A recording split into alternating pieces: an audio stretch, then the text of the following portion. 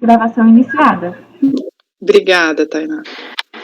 Então, pessoal, retomando a nossa sessão de julgamento do dia 8 de outubro de 2020, período da tarde, primeira turma da terceira Câmara da segunda sessão do CAF, presentes os conselheiros João Maurício Vital, Wesley Rocha, Kleber Ferreira Nunes Leite, Fernanda Melo Leal, Paulo César Macedo Pessoa, Letícia Lacerda de Castro, Maurício Dauritim do Vale e Sheila Cartacho Gomes.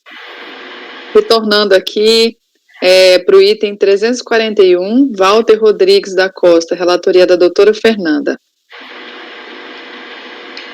Nesse caso, foi dedução de despesa médica também, tá?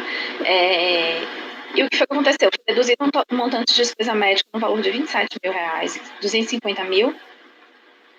E nesse caso, o contribuinte, ele juntou todos os extratos e fez também planilha, mostrando, tentando iniciar da forma mais prática possível, objetiva possível, que os saques estavam no máximo com a diferença de 2 dias, mas com um montante muito semelhante ao valor apresentado nos recibos médicos. Da DRJ, ele apresentou todos os extratos do Banco Itaú, de folhas 7 a 12, apresentou os extratos do Banco do Brasil, folhas 13 e 16, da poupança do Banco do Brasil e do Banco do Brasil, folhas 17 a 39. Só tinha faltado uma, salvo engano, da Caixa Econômica, a qual ele tinha solicitado, demonstrou o pedido de solicitação de tais extratos, a Caixa Econômica ainda não tinha entregue, mas também quando foi entregue não fez muita diferença, porque nesse banco não tinha quase movimentação nenhuma. Foi analisado todos esses extratos e planilhas elaborados pelo contribuinte, a DRJ entendeu que uma parcela muito significativa tinha sido comprovada, tá? Ou seja, do valor de 27.250, a DRJ somou um valor de 19.955, que ela entendeu que estava comprovado, tá? E aí, se é de recurso voluntário, o contribuinte sustenta que os extratos foram disponibilizados assim que ele recebeu do banco, que sempre esteve enfim, que ele era aposentado, né, e que realmente ele sempre teve um valor significativo disponível e tal. Os saques, né, sempre mostravam, como disse, que os extratos mostravam que ele frequentemente fazia saque, né, e também esses saques eram sempre 2 dias mais ou menos anteriores ao recibo, que era uma maneira mais ou menos aleatória de ele sempre sacar para ter na mão o dinheiro. E que também, através do que foi evidenciado, junto com os extratos e com a declaração dele, ele tinha, não foi um percentual relevante de gasto com relação aos rendimentos.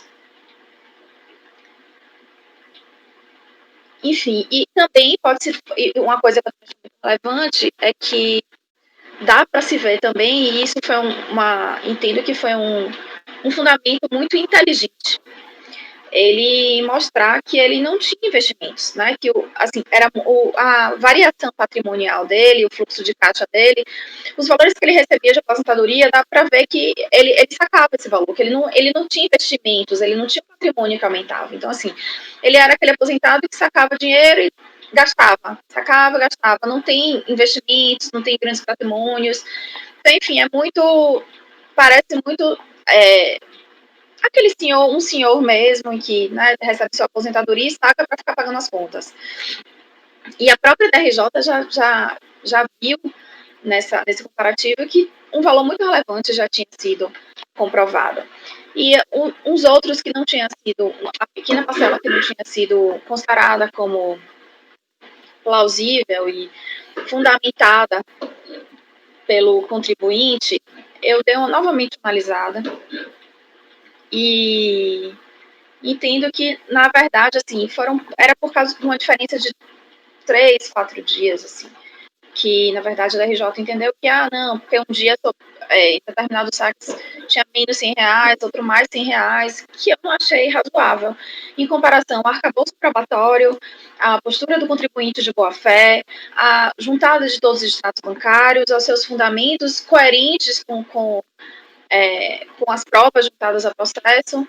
Então, eu entendo que, nesse caso, deve ser dado provimento ao recurso voluntário e ser deduzido, ser acatada como dedutível as despesas médicas, até porque a maior parte já tinha sido acatada pela DRJ, então a pequena parte que ficou de fora, e eu entendo que realmente nessa diferença de um saque de um pouco a menos, um pouco a mais, 2 dias antes, 2 dias depois, não justifica não estar substanciado. Isso para além dos recibos, tá? Os recibos, para mim, é o básico. E aí, ultrapassar a apresentação dos recibos, intimar para apresentar pagamento, foi que se juntou isso tudo. Então, assim, eu estou analisando a parte do pagamento. Recibos já foram apresentados. Porque eu estava olhando aqui no auto na notificação, ele fala que glosou um valor indevidamente deduzido a título de despesa médica por falta de comprovação ou por falta de previsão legal para a dedução. Não fala que foi por conta de pagamento. Depois você olha na DRJ. Deve estar na DRJ, porque ele não deve ter apresentado todos os comprovantes, né? De pagamento. Pelo que eu entendi que era os de despesa mesmo, né? Você dá uma olhada aí, você vai ver que quando chega na DRJ é pagamento. Entendi. Fique à vontade para olhar, porque você tem mais tempo de experiência que eu nessa análise, foi o que eu vi. Eu analisei a DRJ, recurso voluntário da DRJ. Eu só vou para lá para o início da impugnação quando me resta alguma dúvida. A DRJ estava querendo validar o pagamento, e quando foi validar o pagamento, analisou as planilhas de extratos bancários do Banco do Brasil, a poupança ouro, a conta corrente do Banco do Brasil e, salvo engano, foi o Banco Itaú. Analisou todos esses extratos bancários juntos com a planilha apresentada pelo contribuinte, entendeu que a maior parte já estava comprovada, ficou uma pequena parcela que não estava sendo comprovada, porque tinha diferença de mais de 2 dias ou menos 2 dias, mais 200 e tantos reais ou menos 200 e tantos reais, e eu entendo que isso, enfim, pode ser um saldo que sobrou de um mês anterior, um saldo que ficou faltando, enfim, essas diferenças foram muito poucas e eu acho que não são justificáveis para negar provimento ao recurso, porque tudo que ele tinha para apresentar, eu entendo que ele apresentou. Eu entendo que o que estava disponível ao contribuinte, ele juntar de arcabouço probatório, ele juntou. O que ele poderia juntar com o comprovante de pagamento se ele saca? Né? E se vê, é o que eu disse, eu achei que foi o fundamento lógico ele demonstrar que através dos extratos bancários ele não tinha costume de utilização de cheque, que ele não tinha costume de investimento. Então, achei inteligente e lógico, né? E faz sentido com a documentação apresentada. Então, assim, eu não vejo outra forma que ele tinha, neste caso, de comprovar o pagamento. Eu verifiquei aqui no acórdão da DRJ, é bem isso mesmo. É porque o fundamento do fiscal me deixou na dúvida. Doutor João. Eu acompanho. Doutor Wesley.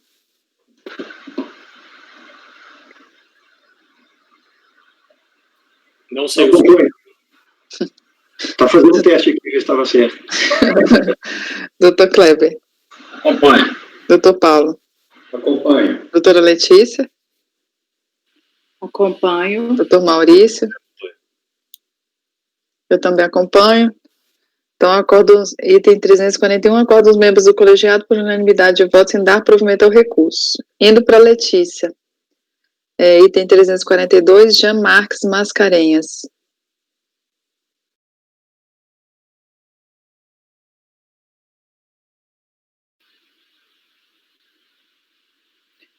Esse caso de imposto de renda é o seguinte: as fontes pagadoras informaram que foram pagos ao Jean uma quantia referente à Prefeitura de Prado e Aracruz, celulose.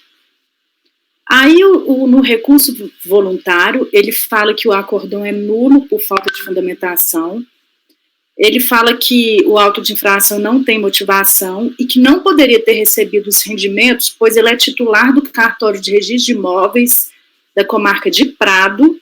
A sua remuneração é paga exclusivamente pelos cofres públicos, conforme certidão na oportunidade juntada.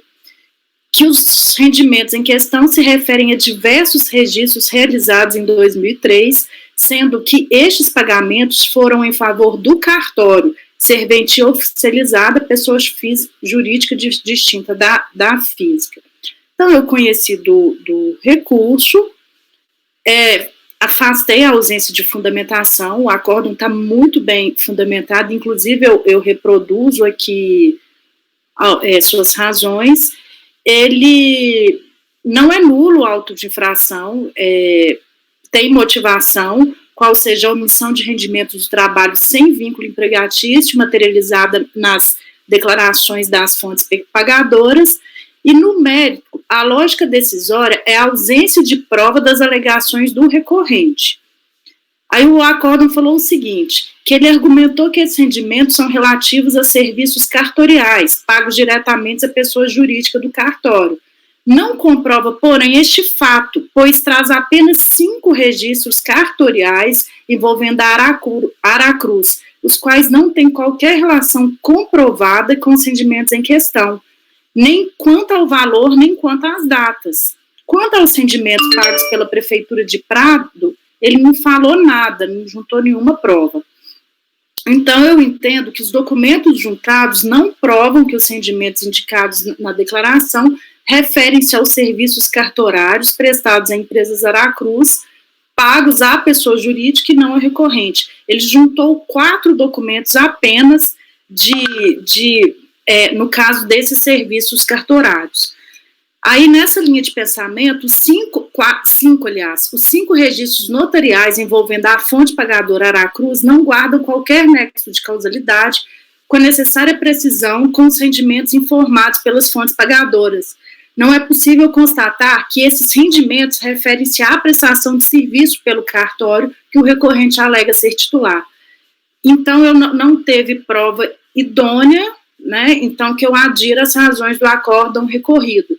Inclusive, ao revés de impugnar especificamente as razões do deciso, o recorrente manteve seus fundamentos expostos na impugnação, olvidando-se em declarar, por exemplo, o argumento suscitado no acórdão recorrido de que, apesar de alegar receber rendimentos exclusivamente dos cofres públicos, o contribuinte informa em sua declaração ter recebido rendimentos pagos por pessoas físicas no total de 36.900, enquanto do Tribunal de Justiça teria recebido 4.600. E o acórdão recorrido também fez menção a um acórdão no mandado de segurança em que estava se questionando a questão da serventia judicial dele suspensa na época dos fatos geradores, por uma questão de responsabilidade e conduta no âmbito desse cartório. Então, a DRJ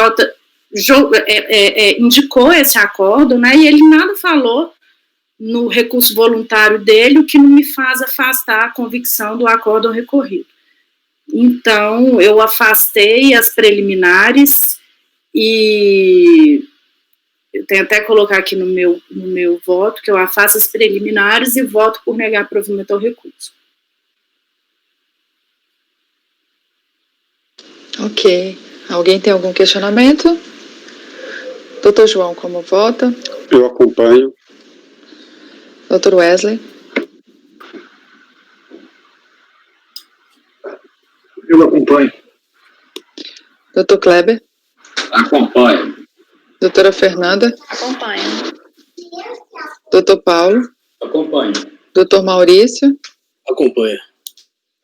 Eu também acompanho. Então, item 342, acorda aos membros do colegiado por unanimidade de votos e negar provimento ao recurso. Item 343, da doutora Fernanda Dores Ferreira.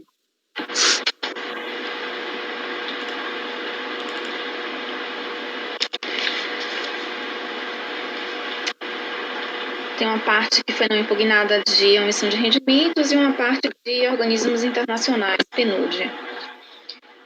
Pois bem, contribuinte em epígrafe recebeu auto de infração relativo aos anos 2001, 12, 13 e 4, resultou um crédito tributário no montante de 153 mil, calculados até 2005. As infrações por omissão de rendimentos de ganho de capital na alienação de bens e rendimentos indevidamente declarados na declaração de imposto de renda à pessoa física, além da multa isolada por falta de recolhimento através de carnê-leão. Pois bem, ela apresentou impugnação, justificando que era servidora de organismo internacional, Unesco, que, enfim, a legislação não faria distinção entre servidores de organismos internacionais, traz a decisão,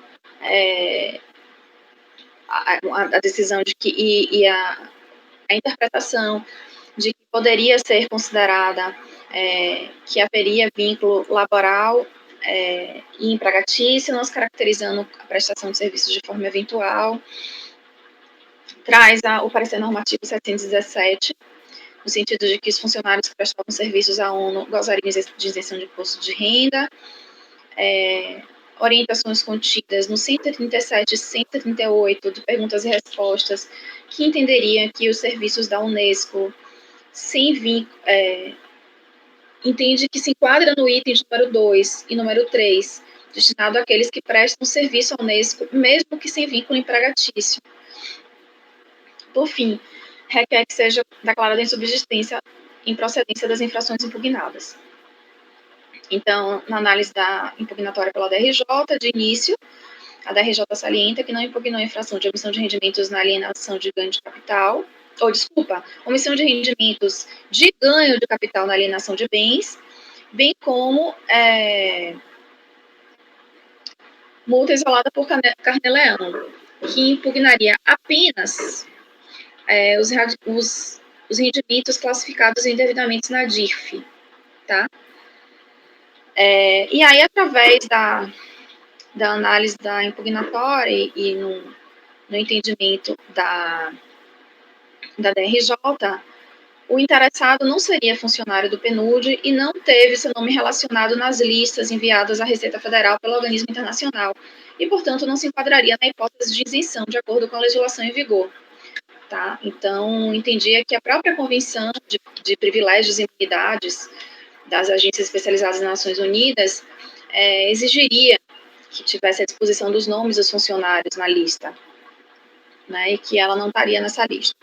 Então, assim, entenderia que ela não pertencia a um quadro efetivo da Unesco, não seria funcionário da agência, de acordo com a exigência da fiscalização. Contra as jurisprudências invocadas, que não são vinculativas, tá? Então, em princípio em homenagem aos princípios da legalidade e retroatividade benigna, reduz-se de ofício o percentual da multa isolada para 50% e vota para julgar improcedente a impugnação e mantém parte o crédito tributário. Em sede de recurso voluntário, aduz ao contribuinte que tem direito à isenção, motivo pelo qual não lançou tal rendimento como tributável, junto a posicionamentos administrativos e judiciais do seu entendimento. Pois bem, quanto ao lançamento referente à omissão de rendimentos do trabalho recebidos de organismo internacional, Programa das Nações Unidas para Desenvolvimento, PNUD, o acórdão recorrido aduz que a contribuinte não gozaria da isenção do imposto de renda sobre os rendimentos recebidos devido ao fato de ser técnica contratada residente no país e não funcionária do organismo internacional. Ocorre que o STJ, em recurso repetitivo, firmou o entendimento de que são isentos do imposto de renda do trabalho os rendimentos do trabalho recebidos por técnicos de organismos internacionais. Trata-se de recurso especial 136-393-DF, julgado em 24 de 10 de 2012, ministro Mauro Campbell, que teve o acórdão submetido ao regime no artigo 543. E junta, eu trago aqui a transcrição do acórdão e ressalto que a súmula CARF de número 39, que apontava a natureza tributária desses rendimentos, foi revogado por meio da portaria número 3, de 9 de 1 de 2018. Assim, entendo que deve ser cancelado o lançamento em análise e, assim, voto por dar provimento ao recurso voluntário. É como voto.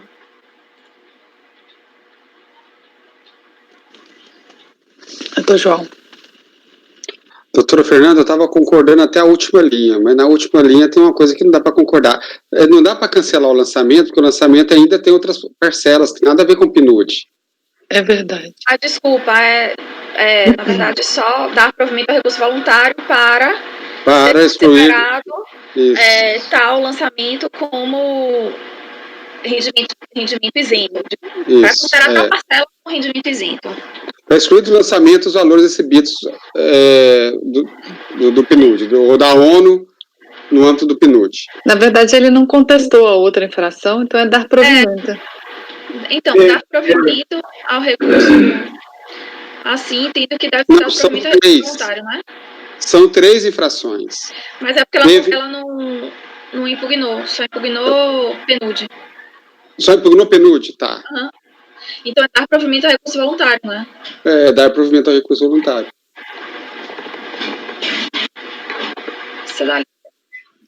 Eu acho que é importante, Sheila, no dispositivo, nesse caso, dar provimento ao recurso voluntário para excluir do lançamento os valores recebidos da Organização das Nações Unidas por intermédio do PNUD.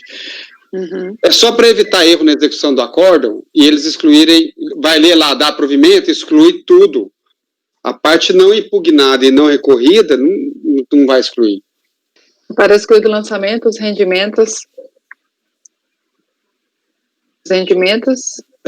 recebidos da Organização das Nações Unidas no âmbito do PNUD.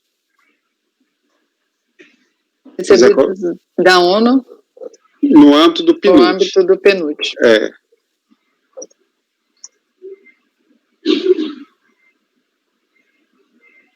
PNUD, ok. Doutor João, então. Sim, estou acompanhando. Doutor Wesley. Acompanho. Doutor Kleber. Acompanho. Doutor Paulo. Acompanho. Doutora Letícia. Acompanho. Doutor Maurício. Acompanho. Eu também acompanho. Quando ela fala que esses rendimentos eram da Unesco, né? Sim, Unesco.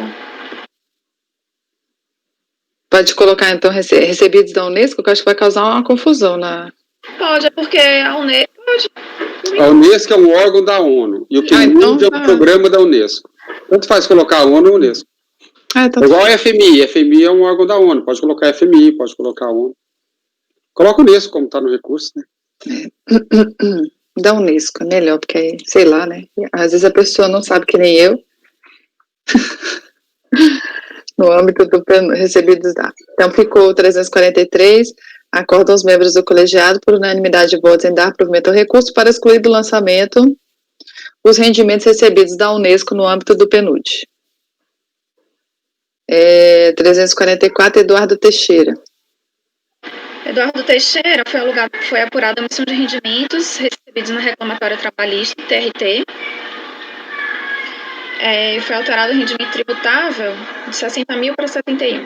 O contribuinte apresentou impugnação ao lançamento, alegando que no valor apurado como rendimento tributável de 71 mil, estão incluídos indevidamente rendimentos isentos e não tributáveis correspondentes ao FGTS e aviso prévio não trabalhado, anexo à planilha de folhas 9 a 14. O RJ Rio de Janeiro, na análise da impugnatória, manifesta seu entendimento no sentido de que, em que pese a alegação de que tais valores tributáveis, tidos como omitidos, se referem a verbas isentas e não tributáveis, não comprova-se tal alegação. Analisando a ata de audiência apresentada, identifica-se que o valor recebido pelo contribuinte de 71 mil foi resultado de acordo trabalhista no processo tal, não constando a informação da natureza das verbas pagas no acordo, uma vez que não foram discriminadas se são verbas salariais ou indenizatórias contidas no respectivo valor. Foram apresentadas pelo impugnante as planilhas de cálculo de 9 a 14, onde se constata não ser possível a identificação de tais verbas tidas como indenizatórias.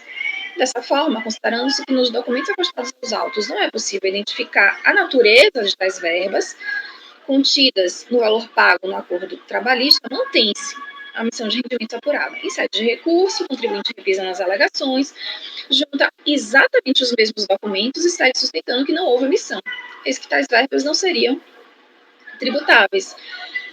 Partindo para o meu voto, entendo que os argumentos de defesa são meras alegações, pois não é possível constatar o que se evidencia, o que se alega, não é possível se constatar ou evidenciar o que se alega.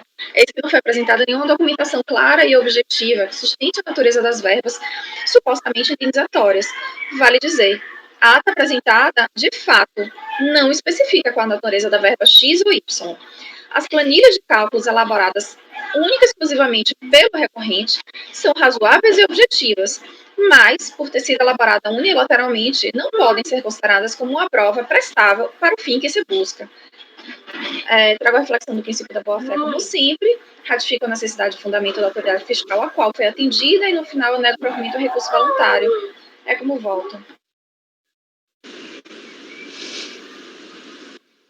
Doutor João, alguém tem algum questionamento?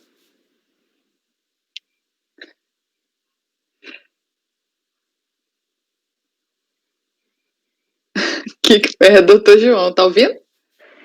Posso voltar? Pode. Pode botar. Minha braveza aqui é com um ser de 1 metro de altura. Não, como a sessão está sendo gravada, eu acho que eu vou fazer aqui o registro, que eu, sinceramente, eu acho bacana essa humanização da sessão. E a gente vai ver isso cada vez mais, né? Eu acho que isso é uma maneira, assim, de integrar meio que o trabalho e a vida pessoal das pessoas no aspecto positivo. E já integra tanto no aspecto negativo, de sobrecarga de trabalho, trabalhar de noite, mas isso é uma coisa que integra no aspecto positivo. Dito isso, eu acompanho. Parabéns pelo voto, doutora Fernanda. Doutor Wesley.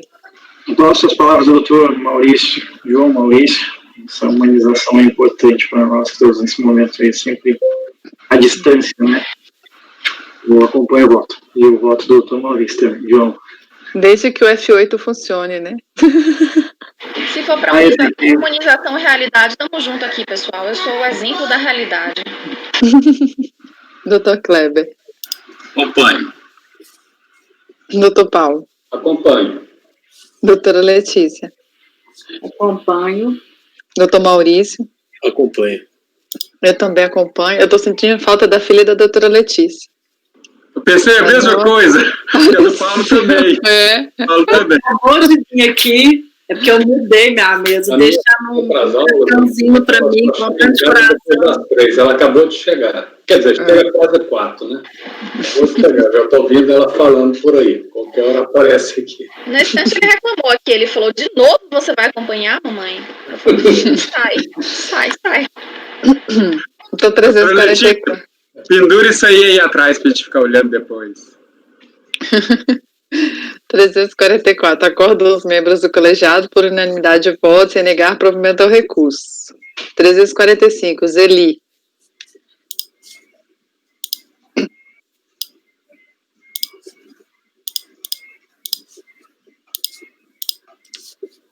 Zeli, omissão de rendimentos honorários advocatícios. A interessada recebeu notificação de lançamento, alterou o imposto de renda restituído de R$ 2.800 para R$ 900, relativo a 963,55. Só um adendo aqui também, porque a gente está sendo gravado. Às vezes, para dar um rápido andamento à leitura do relatório, eu falo os valores aproximados. Então, assim, ao invés de falar 953,55, ou falar os valores no detalhe, eu falo por alto, mas no voto vai estar o relatório lá direitinho. Estou falando para maior andamento do processo, tendo em vista que é filmado, para que sejam levados em consideração. Voltando, foi alterado o valor do imposto restituído de 2.809 para 963, relativo à omissão de rendimentos recebidos de pessoas jurídicas.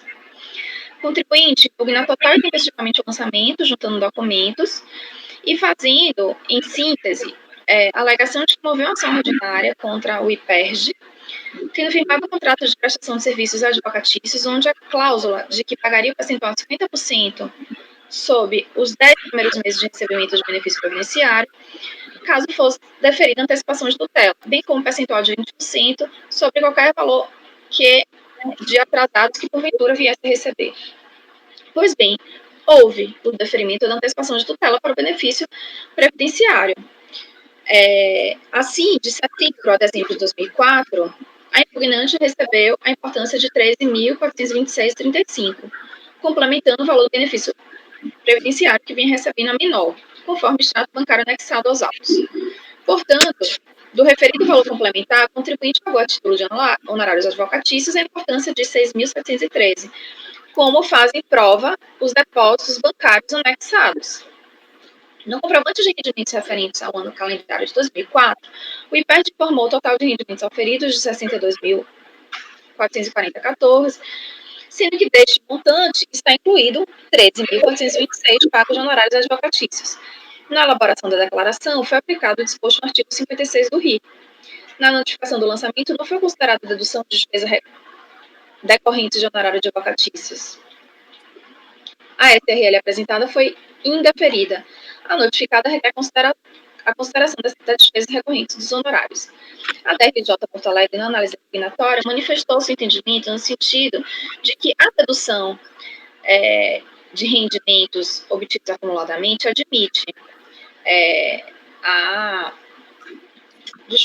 o recebimento de rendimentos acumulados admite como dedução o valor da despesa com a ação judicial, inclusive com honorários advocatícios comprovadamente respaldado pelo contribuinte, de acordo com o disposto na lei.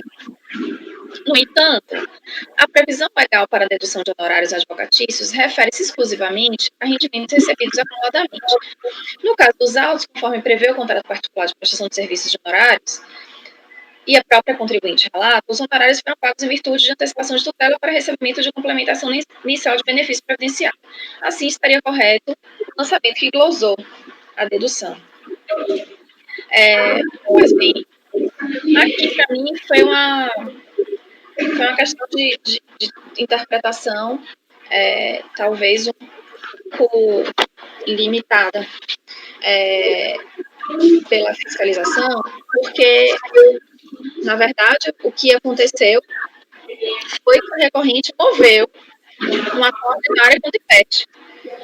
E nesse contrato em que ela moveu a ação, o contrato de honorários advocatícios foi feito da seguinte forma: olha, se você receber antecipação de tutela, você já vai começar a me adiantar o pagamento.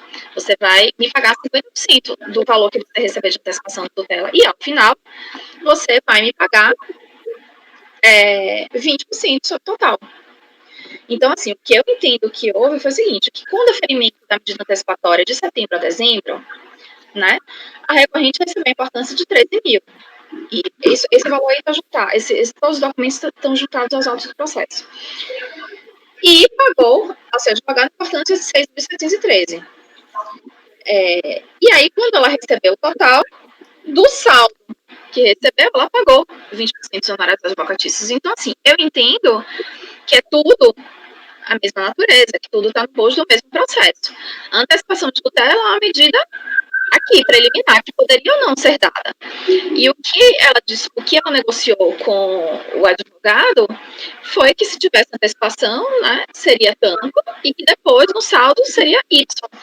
Do mesmo jeito, se ela tivesse recebido antecipação de tutela, no final ela ia receber um valor maior, e sobre esse valor maior ia pagar os 20% de honorários. Então, eu entendo que foi uma antecipação dos honorários. E isso não tira a natureza de honorários advocatícios, não tira a natureza de despesa com processo judicial. Então, eu não entendo porque impedir a dedução desse valor. Está claro que o honorário foi juntado. A própria DRJ fala, não, tudo bem, foi honorário. Não, tudo bem, está no contrato. Mas você só pode deduzir o valor que foi pago por ocorrência da decisão final, digamos assim. Eu acho que a DRJ, acho que os órgãos fiscalizadores, o órgão fiscalizador e a DRJ não encarou a antecipação de tutela como se fosse algo diferente da natureza que se discute no processo. Então, eu entendo que não faz sentido. Eu entendo que tem que ser dado provimento ao recurso e tem que ser considerado tal valor. E por isso, eu entendo que realmente deve ser dado provimento e que o valor que ela tinha colocado na sua declaração para ser restituído em R$2.000 vai ser mantido e não alterar para 900. Só vai alterar de 2.000 para 900. Ambos os casos são valores a restituir. Mas eu entendo que tem que ser considerado essa despesa. Paulo. Bom, a previsão de dedução de honorários advocatícios nesse período aí era regulada pelo artigo 12 da Lei 7.713, né, que diz o quê? No caso de recebimento de rendimentos acumuladamente, porque não é o caso, o imposto incidirá no mês do recebimento sobre o total, diminuídos do valor das despesas com ação judicial necessário ao seu recebimento. Então, essa dedução de honorários é deferida em rendimentos recebidos acumulados, não no benefício implementado. Eu concordo com a decisão de piso que ele pode deduzir essa despesa, que são honorários que ele antecipou em relação a toda a ação, no final da ação que ele vai receber todo o valor. E você pode ter certeza, ao final dessa ação, ela vai deduzir esses honorários, entendeu? E pagou antecipadamente agora. Hoje não tem previsão legal para que ela deduza isso, entendeu? Dessa implementação mês a mês do benefício da aposentadoria. Acho que, assim, eu compreendo, assim, que seria uma questão de justiça ela poder fazê-la, mas não tem uma lei que ampare.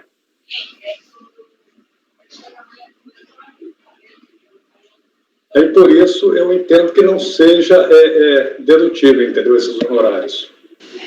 A decisão da DRJ foi bem sucinta, foi exatamente em cima desse artigo 12 da Lei 7.712, de 22 de dezembro de 1988, que fala justamente, admite-se como dedução dos rendimentos recebidos acumuladamente o valor das despesas com ação judicial, inclusive com advogados, comprovadamente feitos pelo contribuinte. No entanto, a previsão legal para a dedução de honorários advocatícios refere-se exclusivamente a rendimentos recebidos acumuladamente, que não é o caso dos autos, né?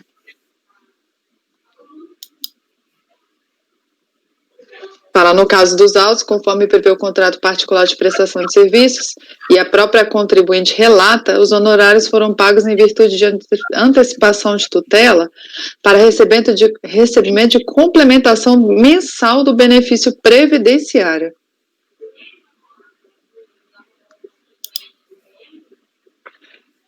Alguém tem mais algum questionamento? Doutor João. Não é um questionamento, perfeita a colocação do Paulo, sim, não merece qualquer reparo.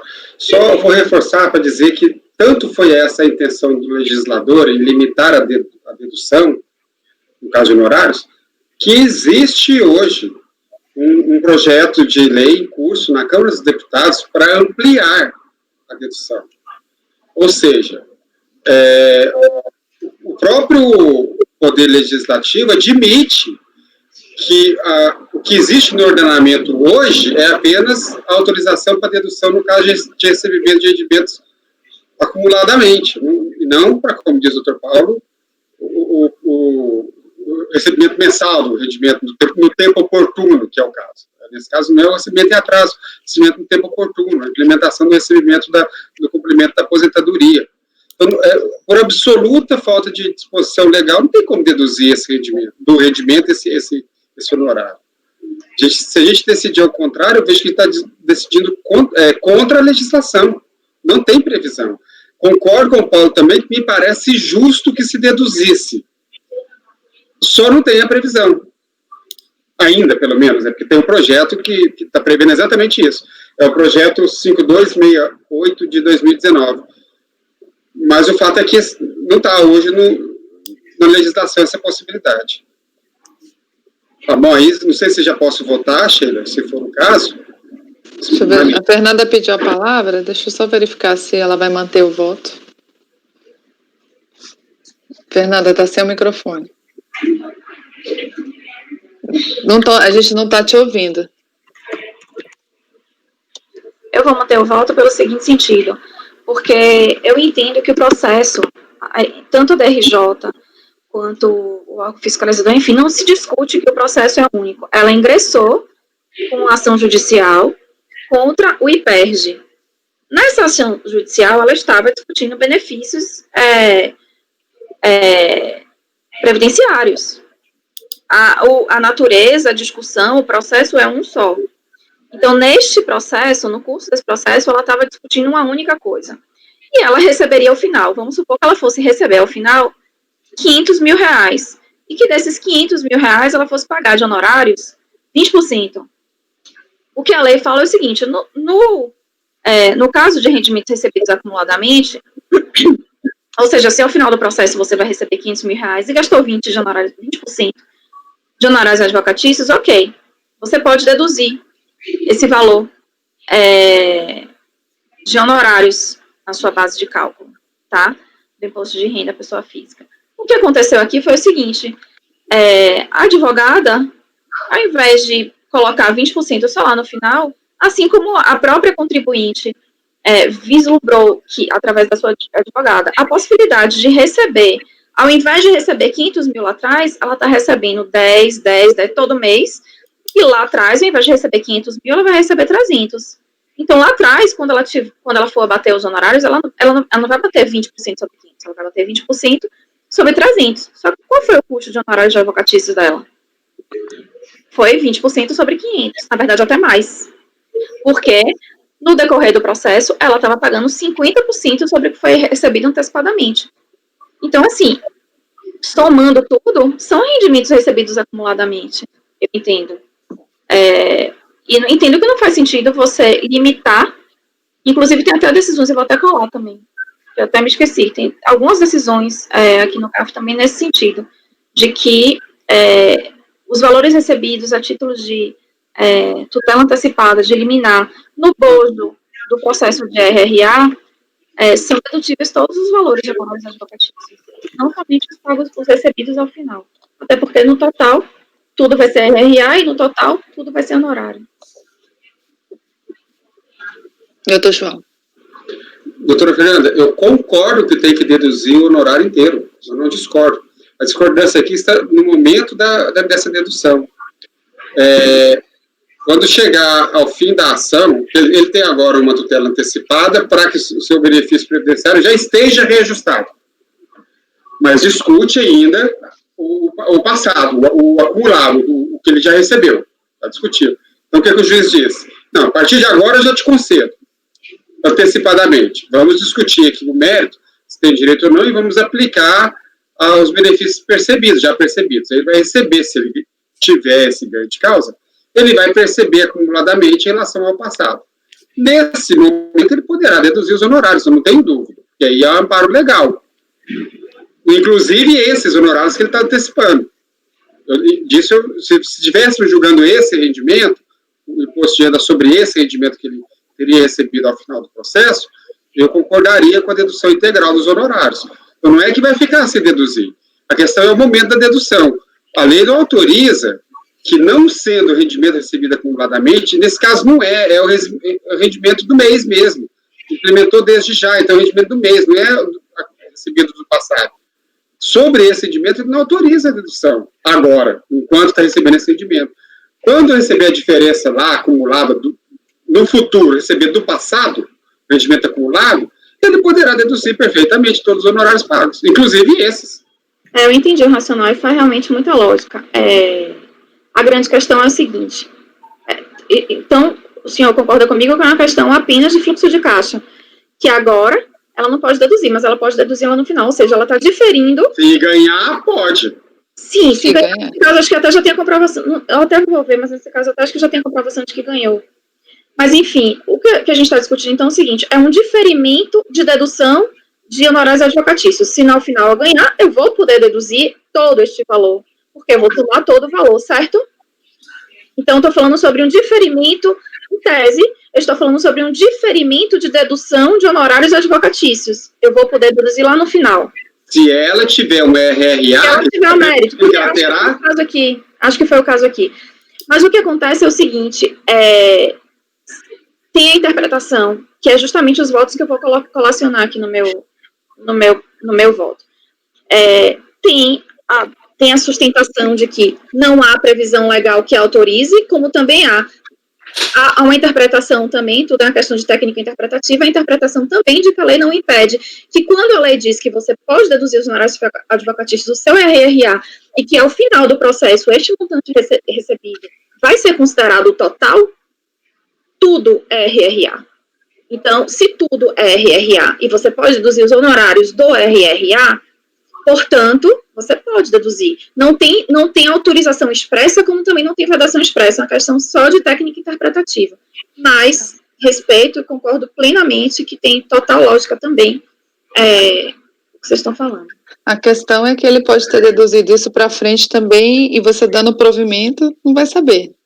Ele está deduzindo 2 vezes. Como assim deduzindo 2 vezes? Não entendi. Porque quando ele ganha uma ação, sei lá, daqui a 2, 3 anos para frente, ele pode vir a deduzir. Não. Novamente. Não, porque ele vai ter que comprovar. E se ele tivesse... É legítimo ele deduzir lá na frente, Fernando. A partir de relatórios. Ele pode reduzir. Na verdade, é o correto, né? Sim, eu não estou falando que ele não acho que é o correto. Não. Mas aí você dando provimento...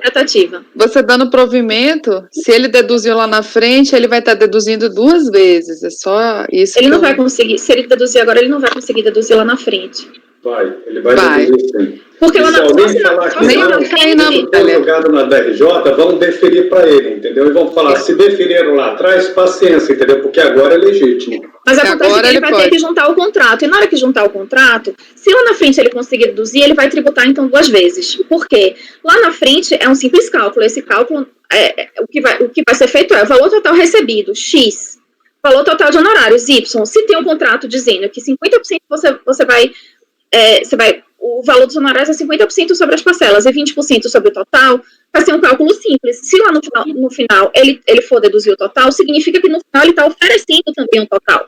Então, ele está tributando 2 vezes também, porque se no final ele for querer deduzir o valor total de honorários, ele vai colocar o valor total de RRA. Então, significa que todo mês ele está lançando um RRA tributável e no final, novamente, ele está tributando na base de cálculo também esses valores mensais recebidos. Bom, eu acho que não vai adiantar a discussão.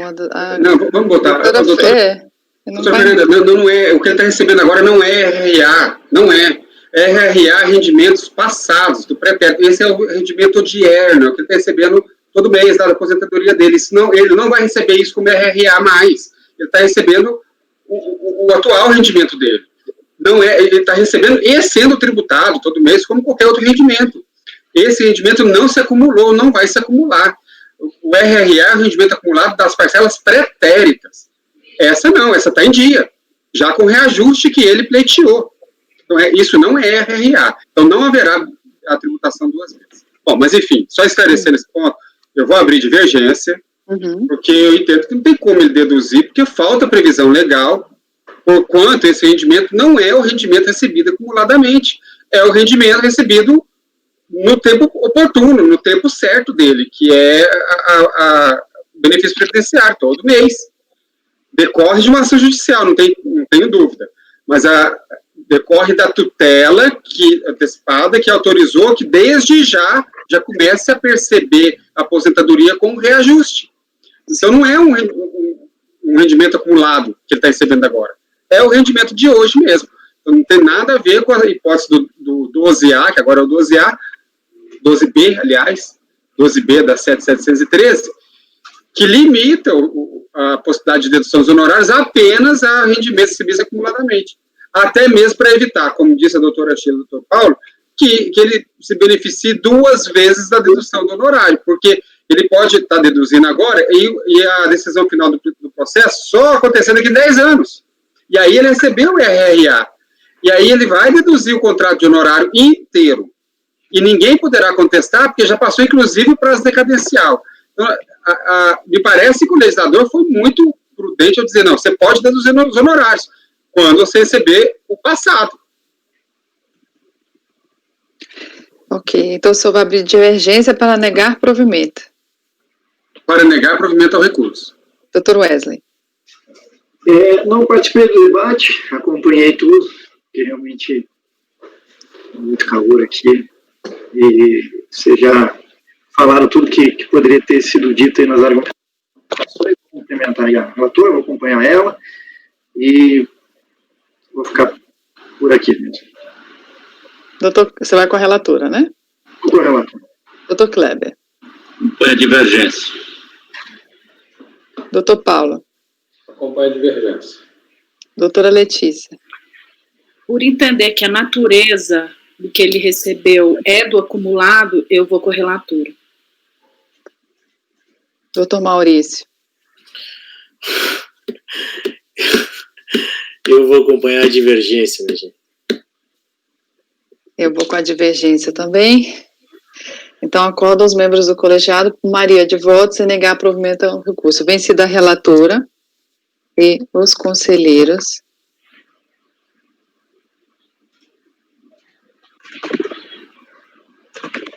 Wesley, Rocha e Letícia.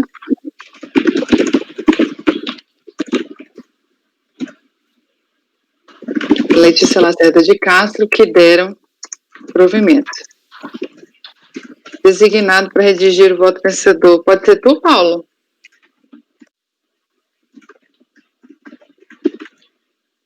Paulo? Pode? Pode sim, estava mudo aqui. Não, depois você vai ter paciência comigo para a gente refletir sobre esse tema, viu? Próximo item da doutora Letícia, Sandra Regina Remonde. Na verdade, são vários dela, né? 346 até... São idênticos. Ótimo, perfeito. Tá? E simples também. Eu dei provimento, tá? Já vou falando. É um recurso que a impugnação considerou intempestiva, por intempestividade da impugnação. O que aconteceu? O lançamento dela por declaração de ajuste anual do exercício de 2007, ano calendário de 2006, esse especificamente. Os outros são de anos anteriores, eu acho. Quando, em tese, ela foi regularmente intimada e ela deixou de apresentar os documentos, os comprovantes que foram requeridos pela fiscalização. E em todos em todas essas autuações, era para comprovar ou dedução de dependente, ou despesa médica, ou despesa com instrução. Bom, quanto à questão central deste recurso, relacionada à tempestividade, sobreleve-se que, em sede de impugnação, a recorrente juntou declaração emitida pela Prefeitura de Alfenas, no sentido de que o imóvel de sua residência, assim indicado para os fins fiscais, situado na rua Coronel Pedro Correia, número 30, por força de uma legislação municipal, passou a ter seu lagrador mantido e o número predial foi para 667. Ela juntou essa declaração.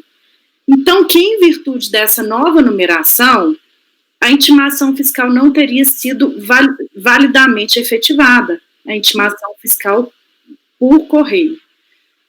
O acórdão jogou procedente o lançamento por considerar que a recorrente teria deixado de informar a administração o seu endereço atualizado, nos termos do artigo 23, parágrafo 4º e 30 do Regulamento de Imposto de Renda.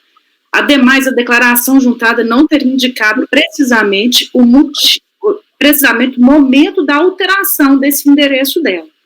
Aí ela apresenta o recurso, pedindo para ser reconhecimento que, em preliminar, lá na impugnação, ela estava discutindo a matéria de intempestividade para instauração efetiva da fase litigiosa. Ela fala em violação contraditória e ampla defesa, e ela junta uma prova que foi atribuída à recorrente a devolução da intimação à sua residência, que os fatos não se amodam ao artigo 30, já que teria se mudado, e traz a informação de que a administração tributária já teria conhecimento da alteração do número de sua residência, por força da alteração legislativa municipal. Nesse sentido, o que ela fez? Ela juntou no recurso a declaração dela de 2007, ano de 2006, entregue em 18/4/2007, não é retificadora, em que constou nessa declaração o número 667, não 30.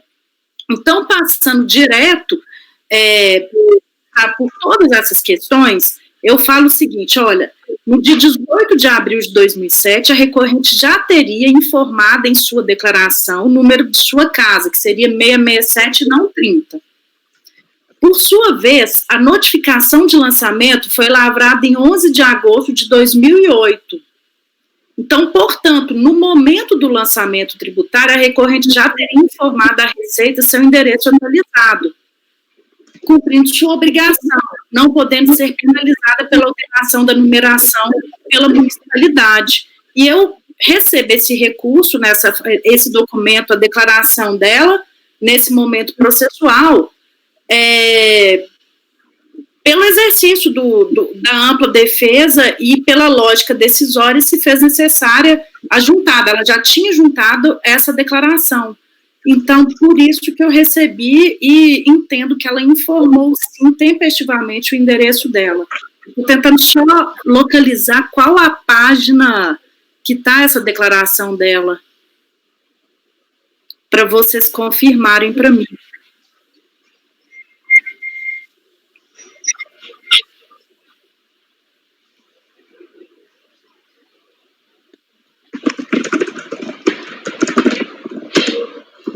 Então, é assim que eu voto.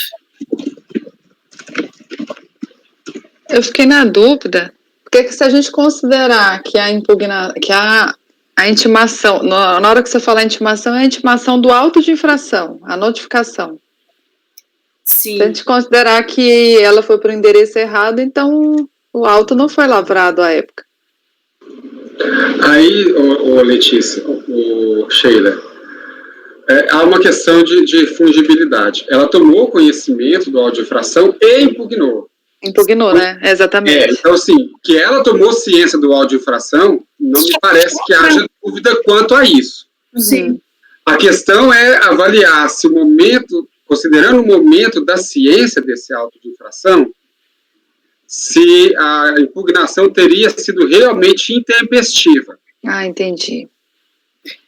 A questão é a seguinte, ela conta que estava fazendo a declaração de imposto de renda dela de um ano e constou no site da Receita Federal inconsistências.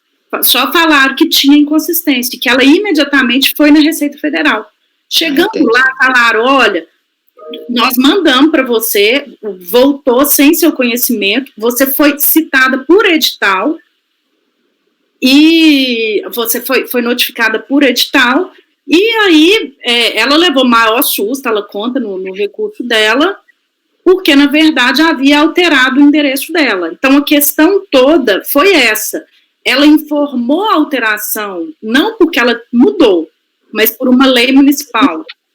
Só que eu notei na declaração de imposto de renda dela, que ela junta no recurso voluntário, inclusive, de 2007, e que foi anterior à comunicação da fiscalização. A notificação do lançamento foi lavrada em 11 de agosto de 2008, folha 5. Foi anterior. Foi anterior 1 ano e 2, 3 meses. Mas ainda assim ela foi intimada por edital, né? Foi. Ela foi intimada por edital. Então, na verdade, eu tenho que mudar meu voto para declarar nula. Doutora Letícia, eu tenho uma dúvida. Eu não consegui abrir o processo, a senhora está com a declaração, essa declaração que a senhora disse que ela apresentou já com o novo endereço. A senhora está com ela na sua tela aí? Está vendo essa declaração? Eu posso pegar agora. Só um minuto. Porque é um detalhe sutil. Quando o contribuinte faz... antigamente, para que o contribuinte apresentasse... para que o contribuinte alterasse o seu domicílio fiscal, ele tinha que preencher um formulário próprio, antes ainda da internet, tinha que preencher o formulário próprio, encaminhar a administração tributária tempestivamente, enfim. A declaração de imposto de renda não era hábil para atribuir a eleição do domicílio do contribuinte. Isso foi alterado e passou-se a aceitar a declaração de imposto de renda como uma forma de alterar o endereço. Você pode fazer isso todo ano. cada vez que entrega a declaração, desde que você assinale na própria declaração que pretende alterar o endereço, o domicílio. Isso porque o domicílio é eleito, é escolhido. Eu só queria, se a senhora puder ver aí no processo, verificar se ele fez, se ele assinalou isso, é um quadrinho que tem lá junto do endereço. Eu estou com a aberta já. Esse endereço é diferente do endereço apresentado na declaração anterior? Se não me engano, é essa a pergunta que se faz para o contribuinte, e ele responde sim ou não.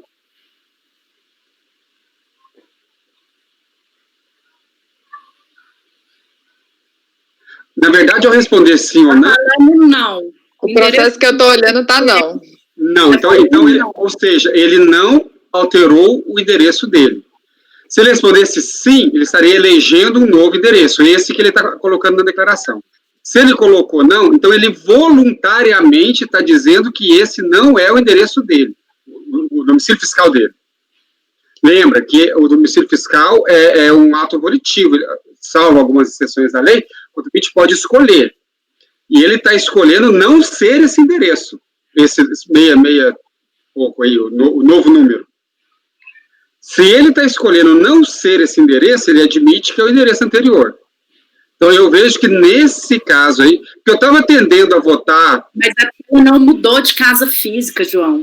A lei chegou e falou, olha, sua casa não vai ser 30, vai ser 667. Mudou o endereço, sim. Mas é um conhecimento técnico, jurídico, assim, a sensação que dá é de não mudança de endereço, que eu estou te falando assim. O endereço postal mudou, era um número, agora é outro, e ele poderia, e teve a chance de marcar um X aí para dizer que mudou, cumprindo o seu dever de comunicar à administração tributária, que ainda que tenha sido por iniciativa do município, veja só, ainda que houvesse sido por iniciativa do município, mudar a numeração das ruas, nome de rua, seja o que for, a obrigatoriedade continua sendo do contribuinte de informar um novo endereço, até porque não tem cabimento a administração tributária ter conhecimento de qualquer alteração de número ou de nome de rua de qualquer município do país todo. O legislador atribuiu isso ao contribuinte, ele tem que comunicar, sabendo da alteração do seu domicílio. E no caso da administração tributária federal, aí, da Receita, ela até facilita essa comunicação, ele poderia só fazer um X aí. E ele fez o X. Mas ele fez o X para dizer que não mudou. Quando ele devia ter feito o X para dizer, não, mudei sim. Não é mais o número 30, é outro número. Mas eu discordo completamente. Assim, eu vou manter o voto assim, porque eu realmente entendo que é uma questão de interpretação que você não pode imputar ao contribuinte ter esse tipo de noção jurídica, né, que foi feito para isso. Ele informou o número 667. Tá, mas a pergunta é essa, será que bom, enfim, tá entendido. Então a senhora está votando para anular o acordo, considerar tempestiva a impugnação e anular o acordo da DRJ para que outro seja proferido. Isso. Eu acho que deve ser esse o teor do seu voto, é isso mesmo? Isso. Porque, ao fim e ao cabo, a senhora quer que a impugnação seja apreciada. Eu considero que ela provou bem, que ela cumpriu a obrigação dela. Primeiro que o artigo a resolução lá de imposto de renda é muito assim, mudança de endereço. O mudar de endereço remete muito a mudar... De casa. De casa. Sabe, eu acho que ela cumpriu a obrigação.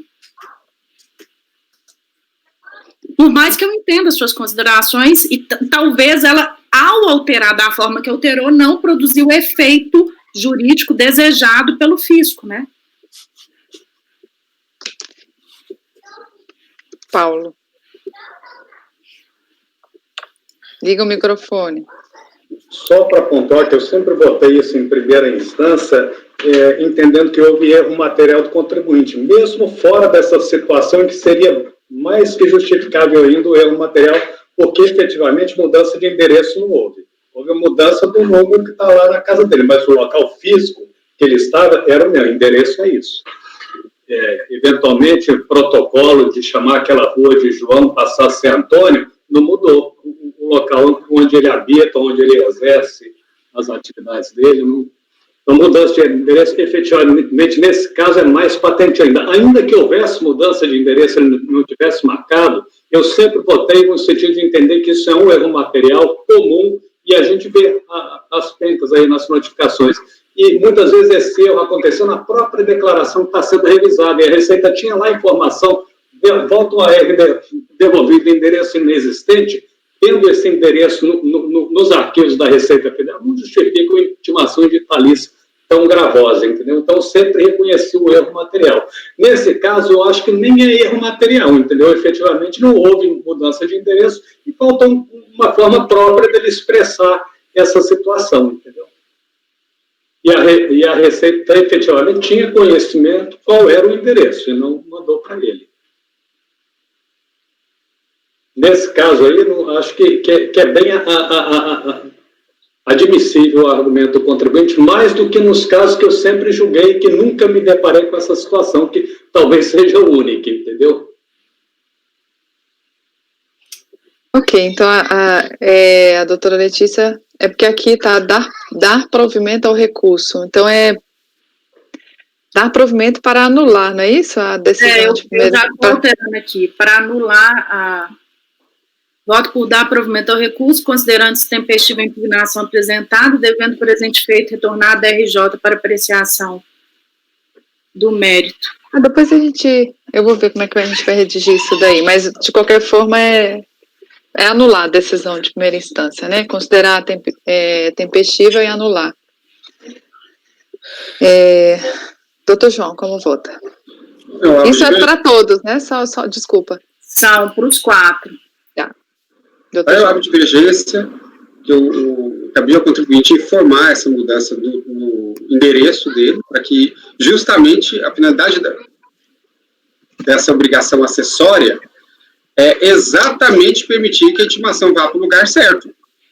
Ainda que o lugar físico seja aquele, não tenha mudado, mas se mudou a indexação, o endereço, a forma de se chegar nesse lugar físico, tem um contribuinte que dizer, olha, agora para chegar na minha casa é diferente, não é mais aquele número, não é mais aquela rua, não é mais esse caminho, agora é diferente, porque o propósito do domicílio fiscal é permitir a intimação por via postal. Então, abro divergência para entender que o contribuinte que é regular a intimação pelo edital e que, portanto, a impugnação está de fato intempestiva.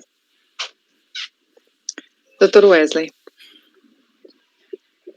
Vou acompanhar a relatora, cumprimento o voto e... Doutor Kleber.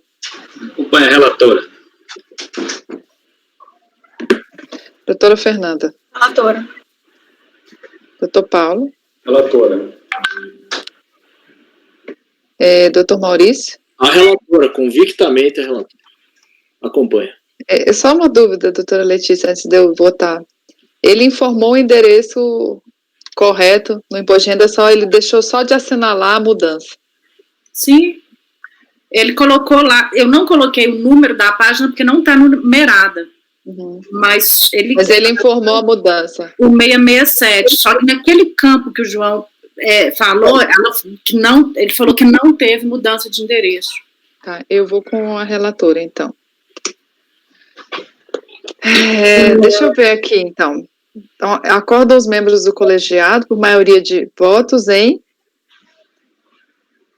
Eu estou na dúvida porque a gente tem que especificar que a gente está anulando, né? Dar provimento ao recurso. Porque ele está pedindo justamente para considerar a impugnação dele tempestiva, não é isso? Considerando tempestiva a impugnação apresentada pelo recorrente, devendo o presente feito retornar à DRJ para apreciação do mérito da insurgência, tal qual a doutora Letícia colocou. Sim, que ela fez uma impugnação juntando o documento, tudo. Apreciação da impugnação, simplesmente. Devendo para proferir novo acórdão. É para proferir novo acórdão, que eles já sabem que é com base na impugnação. Para proferir novo acórdão, né? Novo acórdão. Vencido o conselheiro João Maurício Vital. Então, acordo os membros do colegiado... Negou o provimento. Opa. Obrigada. Que negou provimento. Então, acordo os membros do colegiado, por maioria de votos, em dar provimento ao recurso. em dar provimento ao recurso, considerando-se tempestiva a impugnação apresentada pela recorrente, devendo o presente feito retornar à DRJ para proferir novo acórdão. Vencido o conselheiro João Maurício Vital, que negou o provimento. Isso vai se replicar para os itens 346, vai ser o 346,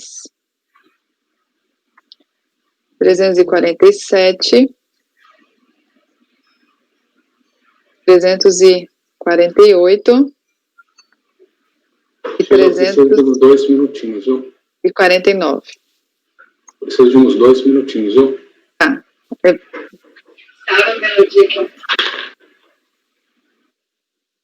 A gente vai dar intervalo? A gente vai dar intervalo ou continua gravando? A gente podia continuar gravando mesmo. Faltam 2 processos só. Só 2 para terminar? 2. 2 mesmo. 2 da Fernanda. Não, mas aí são quantos, mais ou menos, uns 10? Ainda tem de ITR, né? 2 processos. Então só deixa eu pegar uma aguinha, intervalo de 2 minutos só. Tá, então eu vou interromper a gravação. Também eu vou pegar uma água gelada lá também, peraí. 2 minutos. Para a gravação, então. Também vou pegar uma água, Sheila.